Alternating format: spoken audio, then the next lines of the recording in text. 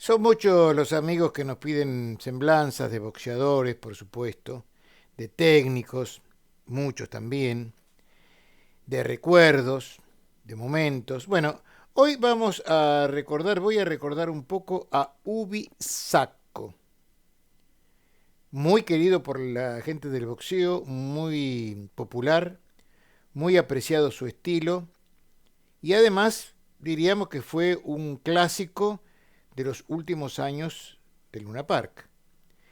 De hecho, son muchos los que afirman que fue uno de los más grandes boxeadores que han visto, de acuerdo con la época, por supuesto, y los tiempos.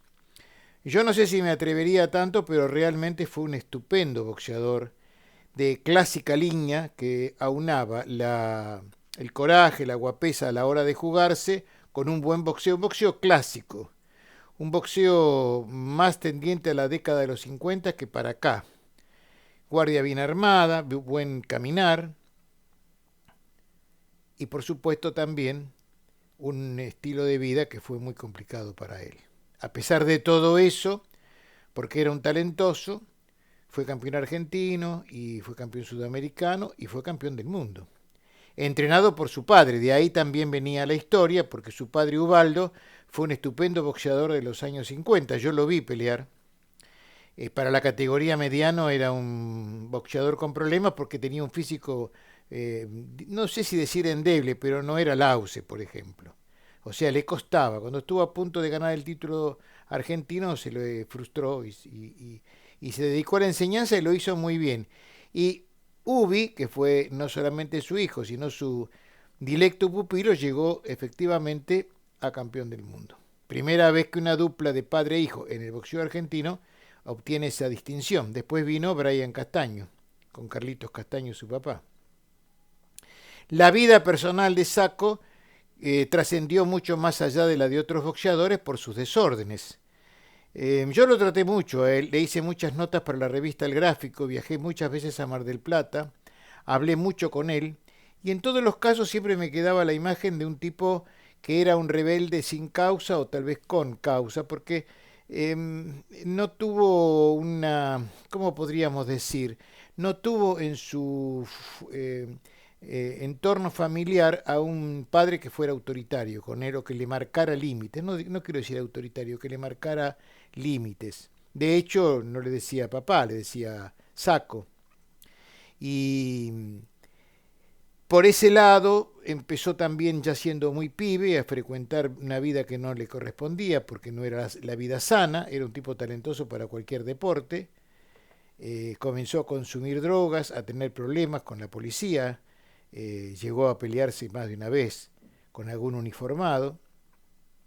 Y a pesar de todo, fue creciendo en el mundo del boxeo con su talento y su calidad. No le gustaba entrenar y además eso se formó parte de su marca registrada, ¿no? Él decía que después de almorzar o de entrenar, mejor dicho, le venían bien algunas cervezas, se peleaba con Tito Lecture, era muy contestatario, fue uno de los primeros en viajar con su esposa en una delegación oficial, Tito no quería eso, no le gustaba. Y lo cierto del caso es que con todos esos ingredientes, que muchos podían poner negativos y otros positivos, pero con un carácter muy sólido en cuanto a lo que él quería y también a lo que no quería, llegó a campeón del mundo. Primero peleó con Jim Hatcher y no se le dio. En la revancha le ganó ampliamente por nocaut técnico en Italia y demostró que todo aquello que se decía de él, de aquellas noches inolvidables del Luna Park, de las peleas en las que el ringside estaba de pie al lado suyo, era realidad. La vida lo llevó por laberintos oscuros en donde muchas veces también es cierto, no hay que echarle solamente la culpa a la vida, sino también a las elecciones de vida que hace uno. No es este el momento de reflexionar sobre estos temas porque son, no sé si escabrosos, pero complicados para una columna deportiva, recordando a un campeón del mundo. Pero lo cierto del caso es que cuando se habla de Ubi, inexorablemente se habla de su vida privada. Terminó enfermo, terminó mal. Toda esa irreverencia que tenía después se fue complicando con temas y situaciones personales, que estuvo muy expuesto a los medios a través justamente de sus adicciones. De hecho, hubo una historia muy negra y oscura en un momento determinado de su carrera, cuando una noche allá en su ciudad no natal, porque él nació en Buenos Aires, pero su ciudad por adopción era Mar del Plata. Hubo un operativo policial y curiosamente, como a las 2 de la mañana o 3 de la mañana, cuando él salía de un lugar donde había estado tomando algo, apareció no solamente la policía, sino también todos los medios de televisión del momento y demás, y entonces ahí lo encontraron en un mal estado y hasta se encontró una droga que él siempre juró que no la tenía dentro del auto. Fue todo muy raro, porque a las 2 de la mañana no están todos los canales esperando para hacer una nota, pero esa vuelta estuvieron y no fue la primera vez que pasó eso.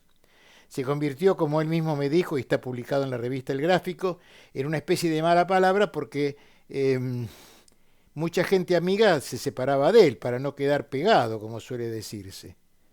De hecho, también llegó a decirse de que le hicieron pagar alguna deuda con alguna persona, lo cual tampoco sería de extrañar. Lo cierto del caso es que, volviendo al boxeador, aquel boxeador casi arrogante, elegante, atrevido, guapo, que se jugaba en cada pelea, con aquellos duelos con Hugo Luero, por ejemplo, o con, para citar un nombre que a él le traía dolores de cabeza, Lorenzo García, le dieron en el Luna Park una solvencia y también una popularidad tan importante que llegó a pelear con Horacio Saldaño, ganándole a Saldaño.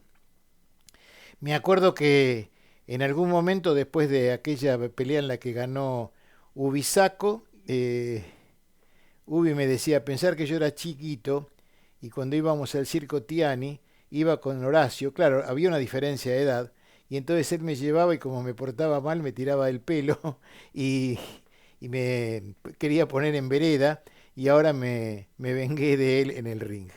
Esos recuerdos en donde, por supuesto, era más la ternura del recuerdo que otra cosa, por supuesto, porque era un tipo muy querible, muy agradable, con el que se podía charlar mucho y del cual yo tengo muchos recuerdos porque cada vez que llegaba a Mar del Plata y lo buscaba, había que buscarlo y encontrarlo, su frase de bienvenida era: ¿y para qué venís por acá? Se nota que no hay nada que hacer, que venís a reportearme a mí. ¿Para qué me querés reportear a mí? Bueno, para saber cómo está, no, no tengo ganas. Y después terminábamos cenando y charlando y por supuesto siempre estaba la nota presente.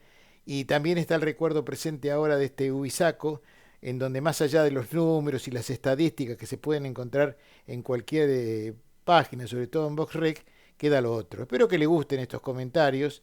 Me gustaría saber su opinión, me gustaría mucho que, como están haciendo, se comuniquen conmigo, que me den un like y si pueden que se suscriban.